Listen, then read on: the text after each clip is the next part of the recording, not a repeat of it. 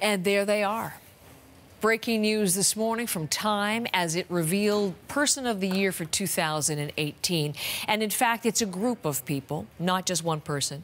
There they are, the Guardians, as they are being called. And Michael Serapio here. So interesting. A group, the first time they've ever named somebody who is, in fact, no longer alive. That is Jamal Khashoggi. But what an interesting selection as Person of the Year as we pursue facts and truth in this era of fake news. And that really is why Time magazine is jumping in here. And of course, timely because of what happened to Jamal Khashoggi, the columnist from the Washington Post who was killed in the consulate, the Saudi consulate in Istanbul. So he is amongst many to typify what is a greater cause, according to Time magazine. As you heard from Heather, they are calling them the Guardians, people who stand up, journalists from around the world, who stand up against fake news and those that attack the truth. And in there you see all the covers of Time magazine. And from left to right, you see the staff of the Capital Gazette from Maryland. 5 people were murdered in that paper in July.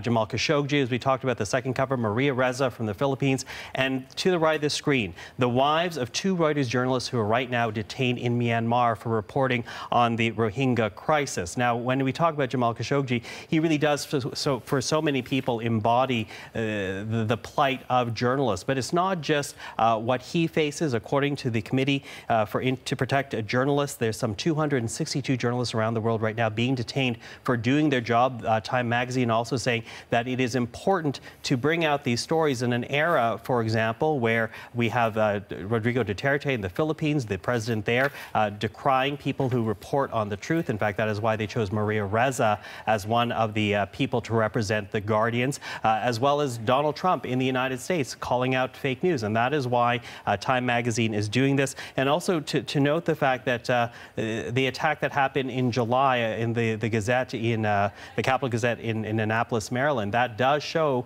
in many ways the plight that journalists right now have, as they are risking their lives in many cases, and in others being detention as they try to carry out their craft in the pursuit of truth. And that one just coming out in the last half hour or so, Heather. For taking great risks in pursuit of greater truths, for the imperfect but essential quest for facts, for speaking up and for speaking out. All of the very poetic rationale there for choosing that important group of people today. Let's get some more reaction to that and talk about it further, Michael. Okay, thank you for the breaking news. Michael Serapio with it.